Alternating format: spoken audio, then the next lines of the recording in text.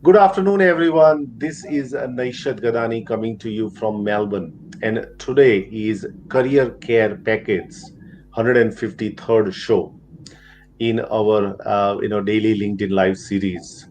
And on today's show, we are talking about how to plan your job search, how to find a job in Australia, and literally making sure that you can actually have an effective job search plan.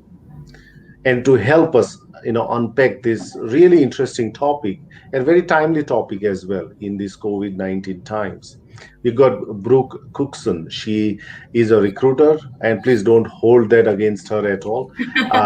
She's a recruiter, but also she also gives her time generously for a great initiative called Jobs for Australia.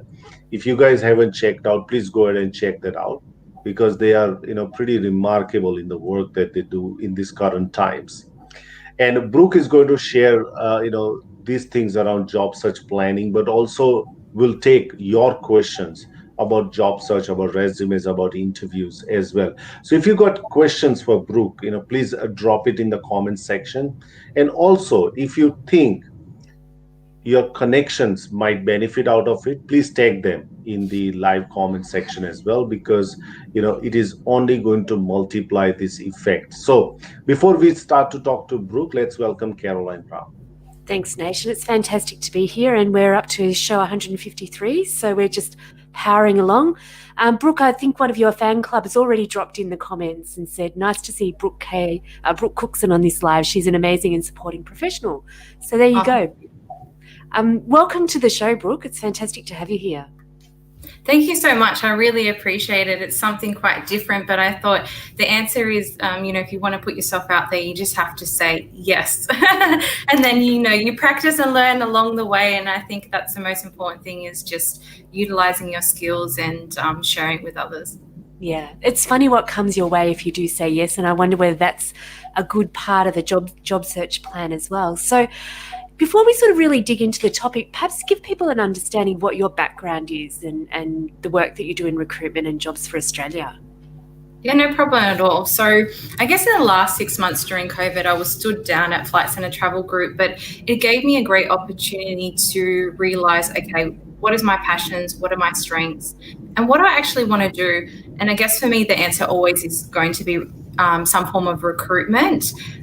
So I guess my bit of my background is, in the last 6 months, I was assisting Jobs for Australia, which is a not-for-profit organisation. I know that you mentioned it before. So we've got amazing volunteers statewide assisting talent acquisition, HR, on several different topics. And my background is 5+ years in agency recruitment, as well as internal recruitment, and I've managed a small sales team. So a lot of different types of roles, a lot of different sectors, but mostly that's where my experience has been. And previously, before that, 5 years in finance. Wow. So you've really got a very broad business background, but also the different ways people recruit as well in terms of internal and external. So, yeah. So talking about a job search plan, in these times, what do you think is important to have in your plan to find a job? Well, I guess whilst I was searching, I think the most important thing is to try and keep it simple. Don't overthink it too much. And I written, I guess, a couple of things down. My 5 sort of steps is, one of them is really assess your skills and work out, okay, where am I at now? What could I do with the skills that I have right now? Write it down, whether it's, maybe you want to write it down on a vision board, or you want to write it on a short or a long-term plan goal, and understand what your skills are and what you want. And then I think you go through the steps. So then the second step I would really state is preparation is key. So this is where I would really highly recommend you to look at your resume, take the time, don't rush it, update your resume, your cover letter, go onto LinkedIn, really create a professional profile, and, also connect with a lot of different people, set your alerts. And I think that's the foundation to start with. And then I would say the third thing that I would say is, from there, really assess the market and step back and think, okay, normally what I would do previously, you have to sort of put that aside, because now during COVID, all these times, you have to do 2 or 3 times as much to be able to get that job. And I know a lot of people say, well, I keep trying, but don't just flick and stick your resume just everywhere and hope that someone's going to have this amazing role for you and say, oh, this person has amazing skills, so therefore I will just call them. You got to keep in mind that there's 300, 400 plus people going for the same role. And unfortunately, it's just these times now that you have to do more than you ever did before. And then I think from there is just really, number 4, I would say, really promote yourself, put your best self forward. So whether it is creating a video a little bit about your skill set. And number 5, I would say maybe, for example, find a mentor, find someone that maybe has done it before you and learn from them. I think we can all share our skills, and I think that's the one thing that I've really learned from volunteering in recruitment is there's so many talented people, and they have so much more experience than yourself. So if you want to do similar things or be in a certain role or industry, reach out to your network, find a great mentor, and they can help guide you. So I would really say they would be my main 5 top things in regarding preparing for a job search.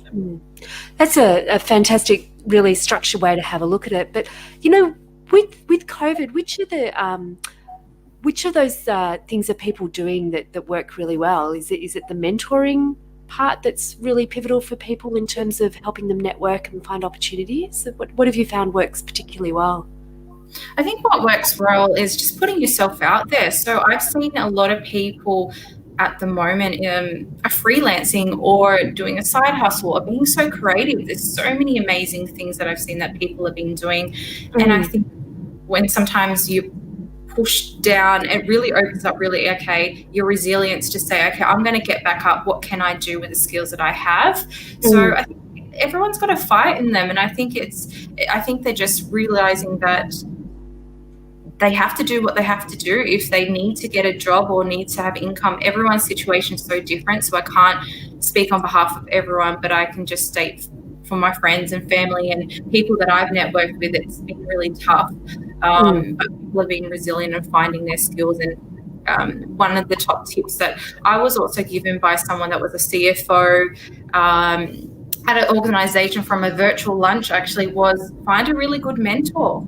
Find a good mentor, connect with people and, learn from them. And that's the best way. That's the best advice that I would probably say as well. Fantastic. And I think, I just wanted to also welcome Poonam, Rajesh, hello, Balin, Adam, welcome, Vidita saying great going, Brooke, and, she agrees with the keep it simple. I think, I think we are all PhDs when it comes to making things complicated. I like, if you are a fan of the work of Edward de Bono, he said that every government in the world must have a ministry of simplicity. And their job is to make the process simpler for people to follow and understand. And Joe McCarthy, Joe, hi, she says, go Brooke, dropping value bombs. Absolutely. And Shashidhar is saying, mentor will or may work for me. And thanks for sharing that. I think, correct me if I'm wrong, Brooke, and also KB, your view also is important here. Is around that, in these times, people are also a lot of leaning on each other. I think people have become more aware of the value in giving rather than receiving. So I think that there will not be too difficulty for you to find a mentor if you approach them appropriately. If you approach them professionally, thoughtfully. What would you say to someone who is right now, looking for work? How did they approach and initiate the conversation with you, Brooke, or with somebody else, about not so much straight away telling them that, like, can you be my mentor? Because people say, hang on, I don't even know you, right? So what are some of your, thinking around that conversation? I think the same thing is, for example, just be really genuine, and you can utilize the free resources. So LinkedIn have some great templates, but maybe make it a little bit more personable. previously as well, or recently I should say, I joined a fantastic group called Kaylee Chu.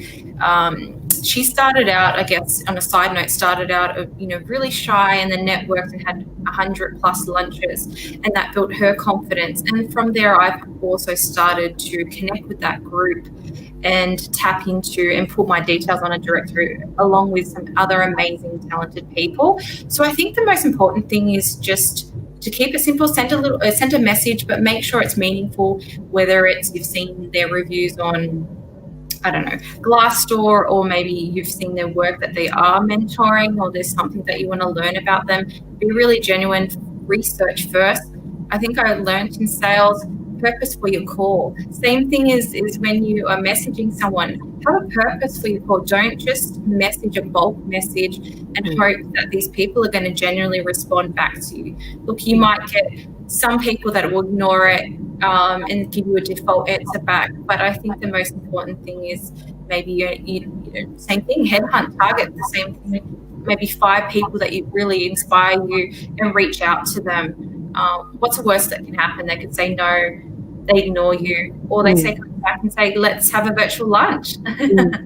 It's so funny. Nation and I at various stages have talked about this thing around this kind of start a hashtag, which is just ask. Often people that are inclined to say yes will say yes and not to overcomplicate it. But even I think, you don't even have to ask.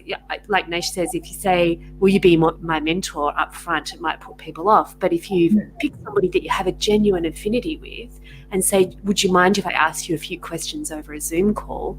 I found people say yes to that because but they've got to believe that they can be of value and of service to you as well. So I like what you say about, not just sort of the spammy contact, but to make it really meaningful and personable as well. I think it's so important. I think it's just what you put in, what you get out. And I always say a lot of different things, like preparation is key. It's never wasting time what you put in. But people can see you're genuine, and the people that you attract to are the right ones. It's like a magnet. You attract to the right people. Just like in sales, just like in recruitment, your type of clients, you're not going to always connect with everyone, but that's okay. Not everyone's for you. But I think the most important thing is that if you genuinely have good intentions, the right people will be open to mentoring you, or just speaking to you at least a couple of times. It might not be on a long-term thing, but maybe it's just twice a year. Absolutely. Just to carry on from that, you would have come across with many mistakes that people make, especially in these times, given your work, currently with Jobs for Australia. What are some of the common things that you've seen job seekers make the mistakes when it comes to networking, whether it's about interviews and all this? What are some of the mistakes that you've seen people make over and over again? I think it's the same ones people do over and over again. I think it's a fear of missing out. Like I said before, this is also another side of it, but I remember when my brother and I were quite young, we used to get these little toys in the little 20-cent coins, and it would come out and it would be like this sticky little hand that you'd fling back and forth, and we used to think it was great sticking against the wall. You might be thinking, why is she talking about that? What I mean is a lot of people with their resumes are just rushing a fear of missing out and bulk applying, and then just sticking it against the wall and going, I hope that works. Like, did you get all the information how fabulous I am in maybe 2 paragraphs?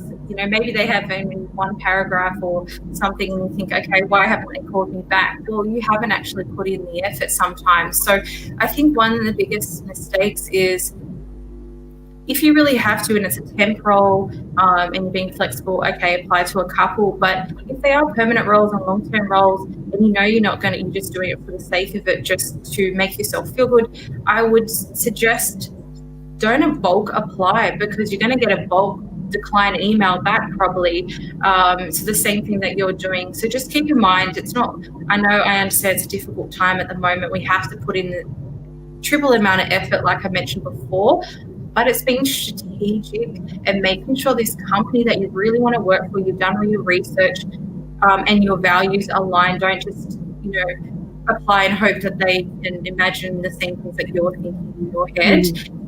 Another thing is sometimes, step further is when you call a candidate, you say, this is a fantastic time to give you a call right now. I'm just giving you a call in regard to XYZ role. And the common feedback I get a lot from candidates is, sorry, who is this again? What role?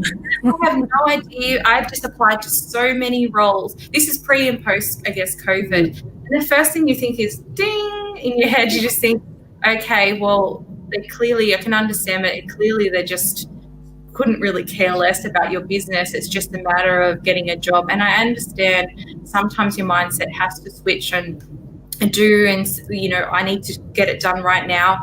But just be mindful. And I think a good way of keeping that is just having a spreadsheet, writing about the company, and keeping that document there so you can keep a track of it. But to be fair, if you're not applying to over 30 plus roles, then you should know roughly the main ones that you have applied to. So that's another, I think, and also addressing it to the wrong people. So, for example, obviously my name is Brooke. There'll be like, attention, Joe Blow, and you're like, who's Joe? Or the wrong company. So, for example, it was Flight Centre, and they say, hello, I don't know, maybe it's Fruit Basket. Let's just call the company Fruit Basket. And it's like, no, what company is that? So you know that just be mindful with your cover letters and your resumes that you're not sort of rushing too fast, and that's where it comes, where you can make simple mistakes. There is a lot more messaging people on LinkedIn and just sending your resume and sending a long story from when you started as a child, as a baby, all the way to an adult. That's great, but if you don't know someone, it's like a relationship. Just ease into it a little bit. Don't tell them what you've had for dinner and lunch and afternoon tea, and here's my resume and I'm a master of all things. That's fantastic, but people are like, oh, long story, and they're going to still say the same thing. They're going to give you a standard response back. Refer to the website. It's funny, we had Jeff Altman, who calls himself, his business name is the Big Game Hunter from the US, head hunter, and he describes the Scooby Doo moment. That I love Scooby Doo. I love it so much I got him to do it twice, and I'm not going to do it, but do it. Relevant. So it's kind of like keeping it relevant, so that question, say for example, tell me about yourself, isn't the trigger to vomit your story all over the page. It was like, this is what I do, but the most relevant bit to you, Mr. or Mrs. or Ms. Recruiter, is, and that's the Scooby-Doo moment type. I guess the reason I'm saying that is, the relevant type information, it needs to be relevant to the job or the audience or whatever that you're applying to. And I think you do know, right? When you've put an effort into a job and you know that looks like a good mix, a good match for you, you do know which job it is that you've really put an effort to apply for. You should know. Yeah, you should definitely know. It's just like, it's something that when you apply to something, you should be excited about hearing back. You're kind of almost waiting for it. I know it's a little bit different at the moment where, you might be waiting for a long time, but, you've applied to something, you should feel ready that if they give you a call, you're really excited. And if you aren't prepared, then, let the call go to voice message, check who's called, bring up the details, quickly get into, I guess, your phone interview mode, and then give them a call back. It's better than just picking up the phone and saying, who is this again? Exactly. I wanted to ask you a question. We've got a few questions, but I just think this would be really relevant to the audience. You've volunteered for Jobs for Australia, so you've given your time. And we always talk about volunteering as a strategy to help you find jobs. So what has that given you personally, do you think, in terms of your skill set or confidence or network? What have you found beneficial to you? That is such a great question. I think I've always wanted to be involved in something, but we always have different excuses where it's not the right time, I'm too busy, whatever it may be. And I think this is a perfect time during COVID that made me realize, what do I want to do? And I think what I've learned is so much. We've got fantastic role models around us at Jobs for Australia, and so many of them, either doing their own sort of side businesses or working within other organizations. And that's part of that networking thing that I was talking about. So not only that I'm being able to help job seekers with their resumes, LinkedIn, refer them to webinars, but also tap into a community, a friendship, a team of experts that I wouldn't have been able to just randomly meet. I wouldn't have even known who they were if I didn't put myself out there. So I think it's about putting yourself out there, and what you give to others will come back to you. And I really believe in that. If you have good intentions to help people, like a role. So I was also stood down as well, thinking, what am I going to do next? So if you want, same motto I always think, if you want to find a job, go help people. If you've got that skills, help people in that area. Same thing with money and so forth. You need to invest in things. And I really believe, kind of like karma, you would say, good things will come back to you. Being on this show is a part of a benefit of it. I think also I was able to do a media had an article on Warren Allen, and he was one of my first job seekers, and he was very experienced in his profession, and still is, I should say. And they did obviously an article on his, actually just asking him from his mouth, what does he find useful, in different questions, which is on my LinkedIn page. So it's not just about me, but it's about sharing it with others. And as soon as the media asked our team who would like to think of a job candidate, I was thinking, actually, I do have one in mind. There's so many, but I have one in mind because I spent several weeks with him. But I wanted it to be able to have his chance and his thoughts and share it. So it was a great team effort. And also, just on this topic, there's so much things in regarding short courses. I got fantastic short courses, not just from flight saving, stood down with Torrens Uni, Thomas International, also PPA, DISC profile. I got that as given as a gift for Jobs for Australia, and so many other things, and learning webinars and videos in more detail. So I've done so many things that I probably would have, even though I'm a confident person, but I would have said, oh, the other person has more skills, I'll let them do that. So it's made me learn from other people that have been doing it for a while, and just putting myself out there. So there's so many things you can learn. Yeah, it's funny, you don't expect that, but there are so many, sounds like there's been so many unexpected benefits for you from doing it. It's been amazing, yeah. Just as much as you've given to people as well. So, yeah. Absolutely. I think, Pooja is saying that preparation is key. Great going. Brooke, often job seekers see past being prepared versus applying for the jobs, and you want to be ready and give your best when you get that call. And that's absolutely right. I think I'll give you, an example of my, pre-COVID-19 job searches in 2007 when I came here first. And I remember one call that I received. I was at that time, if for those listeners who are from Melbourne and you have not experienced, but once you are in the tunnel, you never receive a phone signal. Many years back, yeah. So I started my journey to go to in the train, and on in the tunnel somebody would have left the voicemail, right, for me. And I came off the tunnel and I listened to the voicemail, and for life of me I listened to it 15 times, could not work out what's the name of the person, like absolutely could not make it out. Went home and asked my friend. He said, "Oh, their name is Gary." I said, "Oh God." By the time I reached to Gary, he's already organized interviews for other people.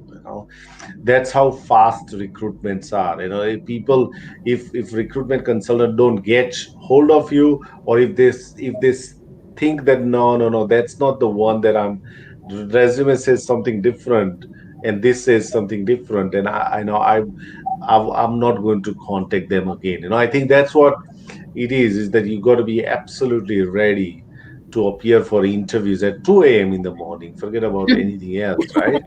You wake up, So I think, yeah, exactly, right? So I think that's what is required in these times. No, and Amit, welcome to the show. What I also want to sort of touch on, is virtual interviews right now, Brooke. It's it never used to be in thing. It was an exception at that time. but now it is the main thing. This is what you do. What are your kind of pet peeves around when it comes to virtual interviews, and what are some of the things that you've seen job seekers kind of do, which makes other people go, nah, you know what, I don't want that? What are some of your pet peeves around virtual interviews, Brooke? I think you got to realize, no matter if they're in front of, if you're in front of someone face to face or at home, just prepare like you are going to an interview. So it doesn't matter if you are, on a screen or face to face. So I guess I can talk more so when it was more face to face, because same people would do the same things because they have the same traits. Rocking in their chair. I understand that we're more relaxed now, having sunglasses up. I understand that, everyone's trying to show, look at me now, I'm the at home Brooke and I'm at the work Brooke, and we understand that you might have lots of flavors of the rainbow or ice cream, but I think the most important thing is to just be yourself. But just think about it. I can understand if you're on a construction site, or if it's a different trade interview, look, they probably won't care so much. It's a shake of the hand back then, and what's your skills you're referred in. But if it's a corporate role, you need to think at least, you don't need to be all suited up all the time, I guess, at home, but just be neat and tidy, I think. Take the effort. There's some circumstances when life could get in your way. I don't know, if people have children, it's not always going to be perfect, but just try your best. And I think just keep in mind that people are observing, as your sort of body language, and just seeing the effort that you put in. It's not so much how you look. It's just, I think the most important thing is, not your appearance. It's more so the meaning behind it. How much have they taken to prepare for this interview? Doesn't matter what type of style you're wearing. It just kind of sees, have they brushed their hair just really quickly? It could be something simple like that. Or have they just sort of answered the call and said, who is this again? Oh, sorry, hold on, interruption, I've got another call. So I think just being prepared, that's the main thing, whether it's face to face or via video. Yeah, it's funny how many times people aren't, this is just for normal meetings on Zoom, but aren't prepared. Like, say with my clients, it's like we'll spend an hour, but there's other things going on in the background, or there's distractions, or they're late or whatever, and it's a serious career discussion. This is your future, whether it's an interview or a conversation. Yeah. And I guess it's terrible being unemployed and losing your job, but it's also an opportunity to, like you've done, to really reflect on what it is that you want to do next. And have you been happy, and do you want to spend the next 30 years or 20 years of your life doing what you're doing, and that be your contribution on the earth? So it's a good time to actually sit and reflect and go, what is it that I want to do, and how can I present myself in the best way moving forward as well? So, yeah. Yeah, I definitely think I totally agree. It's just the most important thing is, how do you want to be represented, whether it's on screen, whether it's social media. A lot of people, like on a side note as well, will have their personal things open on Facebook and things like that, what they've done on the weekend. That's all good and well, but if that's not how you want to be represented, then put it on private. I guess you don't want everything on display, just one step at a time. It's not like a full course meal that everyone wants to see everything all at once. It's just maybe ease into it. Yep. Okay. But have you seen, Brooke, people, have you come across a decision, or have you taken a decision where you saw something on social media about a person and decided, you know what, nah, I don't want to. Has that impacted in your recruitment decisions before? I'll be very honest, because I guess that's the best way to be. It was more so in an agency recruitment. So, for example, I won't state the company, but it was to do with debt collection, like say a debt collector, and they're so used to, as a business owners, investigating people's backgrounds. So, it's not necessarily us sitting on there, but sometimes a client will say, I've already checked out their Facebook and I saw they went to XYZ on here. And that could have a negative impact depending on what they might find. So they might say, well, I don't know if that's the type of person we could rely on. Whether that could be biased or not, in the past, that has been an impact on a minority of, people. So I'll be honest, it has in an agency. Not so much, we could say whatever. We might say, look, that's just a personal thing. We've met them, whatever it may be, but we're not sitting, sort of doing the third degree investigating every little thing that they do in their background. But there is clients in that sort of category because they do debt collection. They know how to find people. So if you don't want your Facebook, events or whatever it may be, just keep it private. Don't sort of have it all open. Yeah. I think you've got to assume, don't you, that people will go looking.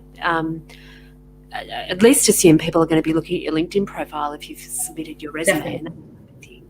Yeah. I might ask you about resumes. Are you seeing any style of resume working more effectively during this time?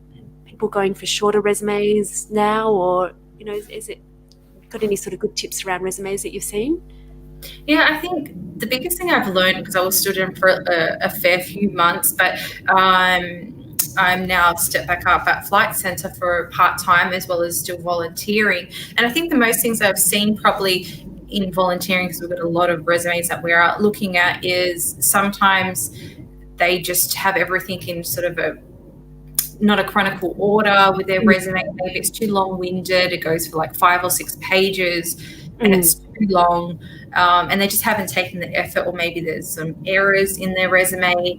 Or they haven't really, I think the main thing is just like on LinkedIn, they haven't really promoted themselves. So I always say, how is people going to know in that first, 5 seconds of that first page, how are you going to promote or sell yourself in the best light possible if you've written one sentence or you haven't written anything at all, and just say, we'll refer to my experience? Because you've got to keep in mind that there's so many people out there. So really, I guess, promoting yourself, and making sure you have contact details. Simple, just really simple things. Your phone number. How many times I've called phone numbers, it says this phone number is disconnected. I'm thinking, well, how am I going to reach this person? Yeah, disconnected. Or, or sometimes they might have a strange email address from when they were younger and they don't change it over. I understand. Rockstar. No, that's totally fine email. But I mean, there's other emails that I've seen. You're like, ooh, that's a little bit different. But to me, I don't mind. I might giggle. But if you were to, applying to a more corporate role, they probably will judge you on the small things. I know people are trying to say we're being about non-bias and all that, but still in the end, there's a lot of people that will pick the smallest thing and just, they don't have time. A lot of the time it's the ATS system and they just flick through and they're just pulling out for the relevant experience. Yeah, we've been, saying that, and it's a bit of a distinction that's sometimes hard to get your head around, that people will screen you out rather than screen you in because they get so many and they're looking for ways to actually just make that shortlist short, basically. So things like emails, weird emails or strange spelling or no phone number or whatever. It's like, okay, I don't have to call them. So, yeah. Yeah. Or missing gaps. I think, look, it's totally fine to have missing gap, but some people say, well, I took it out because it was, if it's really not relevant, I understand. But if there's a massive gap for 2 years, same thing, this bias topic keeps coming up, don't judge it.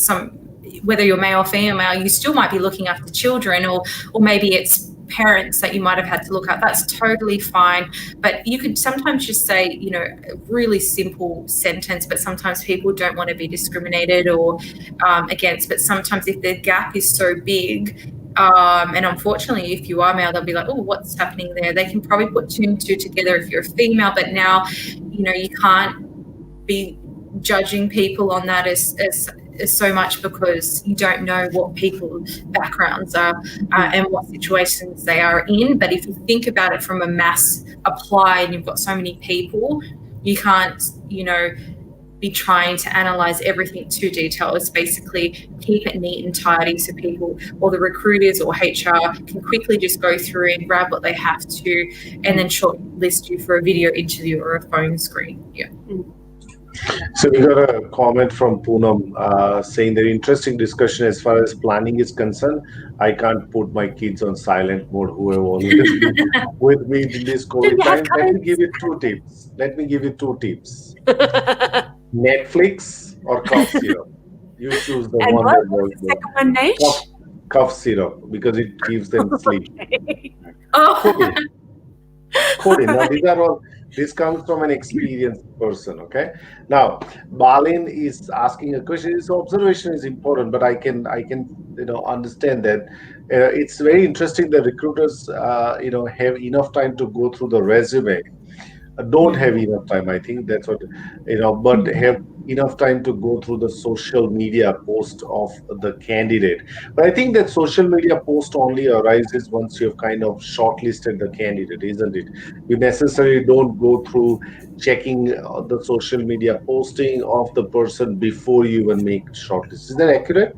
so I think that's a fair question. I think when you're seeing it, I guess I've been on both sides. Seeing it as a candidate, you think, oh, they're always posting, but how come they don't have time to go for my resume, but they can have time stalking me in the background? It's not really like that. I think I can't speak on behalf of everyone because everyone in every industry at every different type of level has a different onboarding process. But the matter of fact is, if your resume is different to your LinkedIn, they're going to pick it up. So I think that's the bottom line. Keep it consistent.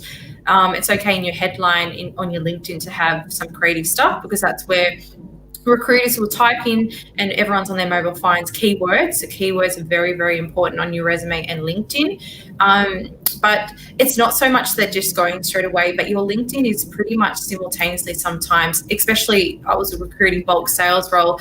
It's not so much just to see, how the person presents, but it's more so the skill set. Is their skill set what they're promoting because they're in a sales role is similar or identical to what their resume says? Because a lot of people can mislead and they could be very good at being persuasive, especially in sales roles. So it's just really important that the dates line up and that they're being authentic with their years of experience. That's more what it's about. But the matter of fact is, if you've got so many resumes, depending on the team size, people don't have hours and hours to look at everything. I think in regards to checking their Facebook, that was more in regards to when I was in a previous sales role, agency role, and a client, because they were actually in debt collection.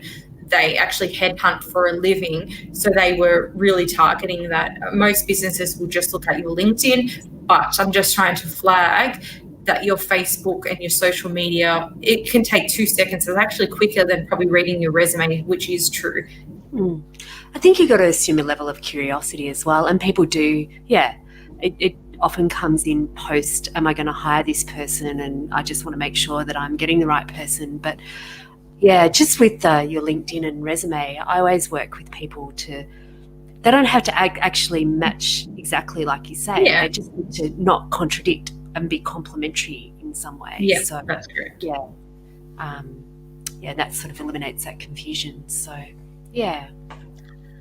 Excellent. So we don't have any more questions, for you, Brooke, not from the audience. Is there anything else that you want us to sort of leave with? Anything particularly that you observed in these strange times that job seekers should be focusing on? I think a couple of things that is to, like I said, have your vision board, have your spreadsheets, informational interviews. So if you really want to get into an organization that's of interest, maybe see the same time when you're reaching out for an informational interview about whether it's accounting or whether it's IT, whatever it may be, that could be a great way to get into an organization. And I think the only main thing I would say is, I was thinking of different, analogies, is just like when you're planning, for your house and things like that, the first foundation is so important. The same thing with your job search. And I was typing how to build a house. Obviously, I'm not a builder, but it came up, have the strongest foundation of materials, and it just said concrete slab. And I was thinking, what is your concrete slab? I don't mean it literally, but in your search, if you don't lay a strong foundation and put in the work and you try and skip steps, then you got to expect that you're not going to get the same in return. keep in mind it's very different at the moment, so you have to be persistent, resilient, and just have an open mind, maybe doing, for example, freelancing work or volunteering and get some skill set, and so forth. So that I definitely think that could help. Fantastic. That's a really positive note to leave people on. I think that, you talk about that foundation. It does keep you resilient if you know what you want and you know who you are, and you have that level of self-awareness. It can keep you focused, because you do get a lot of knockbacks. So you do want that strong foundation, I think. So, but thank you so much for joining us today, Brooke. It's been really wonderful to have some really practical insights from you, and hopefully we can have you on again sometime in the near future. So thanks so much for joining us. Thank you so much. We should do a Scooby Doo at the end, just to line it up. You have to. You always have to have a illustration of it. That was really odd, but sometimes you just have to kind of loosen up a little bit. No problem. Thank you so much. I really appreciate, and I think the most important thing is, if you just can help one person genuinely, and you do things with a good purpose and a heart, I think that's the most important thing, is that we all have skills and talents that we can share. We just have to sit back and realize what they are. And I think it's a little bit hard at this time to sit back, and a lot of people think, I don't have anything, where can I start? But just think of transferable skills. And I know people are resilient and they will find work. Excellent. Thank you again, Brooke, for coming along. And if you want to find out about what Brooke does, go to Brooke Cookson LinkedIn profile, and also you'll also find jobs for Australia as well, where she volunteers as well. Now, tomorrow we are speaking to Amir Kutub, and Amir has an absolutely inspirational story. He came here as an international student, landed an intern role with ICT Geelong, and then he became a general manager of that small startup, and now he is an entrepreneur. So it's a 6-year just inspirational journey from an international student to general manager, and now to becoming an entrepreneur. So do tune in tomorrow 3 p.m. where we are going to unpack this inspirational story of Amir. Until that time, please stay safe and look after yourself and your loved ones, and bye.